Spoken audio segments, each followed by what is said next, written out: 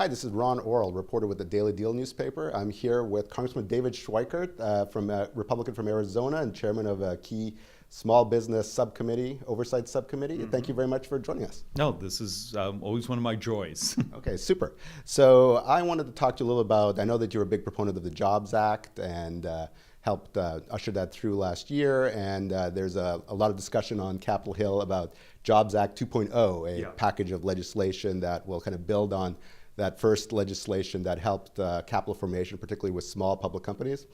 And I wanted to talk to you particularly about what I think is the one piece of it that seems to have the most likelihood to be moved forward, which sounds kind of obscure, but it's the wider tick spreads. This is currently trading increments for stocks is at 1 penny, and there's an effort both on Capitol Hill and frankly at the SEC to widen this to 5 cents or 10 cents and maybe even 15 cents in some cases. And explain to me why you think this is important, particularly from the point of view of illiquid public companies and also for IPOs. Well, and the fact of the matter is, look, your audience is going to be really smart. So you work with real professionals in what you do. We see the data that sort of shows how many publicly traded companies we have, how illiquid some of our thinly traded companies have really become. And we have basically a century of history of the old mechanic before moving to decimalization, which happened in 1999 around there. 99, and then sort of the adoption out of that. And so we can see what's happened in the last decade. Think of this: in the last 10 years, we have a third or half as many publicly traded companies. Now that's for lots of different externalities. But how do I make it so you're willing to make a market? Me being a boutique investment bank or a broker-dealer? Yeah, boutique investment bank, a broker-dealer, someone who just wants to set up a desk that just covers a couple stocks, and also have enough, let's face it, profit or spread in there that you're also willing to do research or hire a researcher or actually provide us some data on many of these thinly traded companies. I guess the idea is that if there's a wider spread, then the more of these boutique investment banks will make up greater profit. They can invest in researchers and actually trade more of these illiquid stocks. Is that right? And my concern is less about those traders making a profit. It's that it becomes rational again to make a market. Mm-hmm. And who knows, at that point, does there start to be more competition, but also more visibility?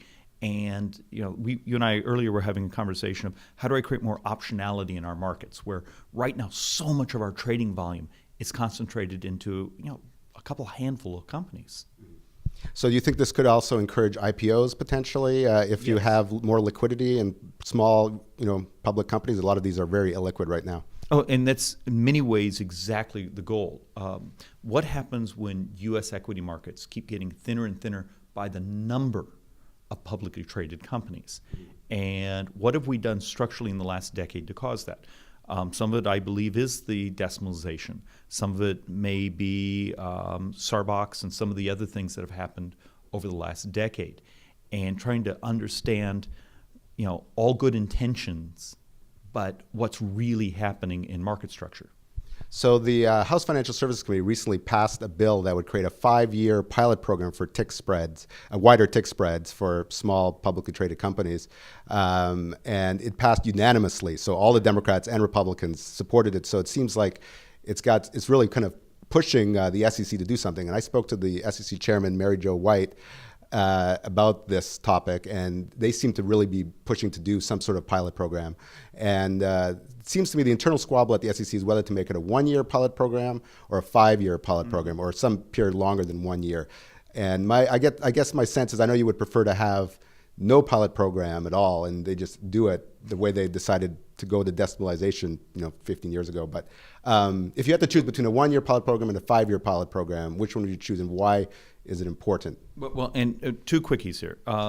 Ms. White has actually been, very direct, very honest that this is in her bandwidth. She's willing to look at this and thinks it has an upside. Now, once again, remember, we're doing this for the more thinly traded portion of the markets. You're not going to wake up tomorrow and see Google, move to that tick side. And on occasion, I get folks that don't listen carefully enough and don't realize this is just for this thinly traded segment of the market. I obviously would support the 5-year, if it's up on the board and I have to vote. But I'm one of those who make the argument saying I have a century of data prior to decimalization on how it worked, how the mechanics. The argument for the pilot program is how many broker-dealers, desks, investment banks have to change their technology to be able to make markets in there, and how long a time do you have to give on a pilot program to provide some assurance that saying we're going to do a technology rewrite to make a market here, oh dear heaven, 1 year later it could expire. So the concern is that with a 1-year pilot program, they wouldn't invest in the technology or hire the. And isn't there an angle also that if they are successful with this and make some profits in there, then they'll be able to hire more researchers and do analyst reports that cover these liquid public companies, shining a spotlight on them? Well, look, that's the obvious part, but I'm one of those that makes an argument it could be even further. If there's profits to be made, will it draw in other market makers? And the competition begins to grow once again in stocks that have actually become substantially orphans. But bottom line, a 5-year pilot program would give them more incentive to take the time to invest in technology and hiring people and potential to than a 1 year. Then maybe we wouldn't see some. And I need to make it clear, I'm still one of those folks who will advocate for no pilot program, just saying, look, in this category, give the visibility that this is the future to try to promote liquidity. But if we can get the SEC to embrace a 5-year, terrific, we've made some progress.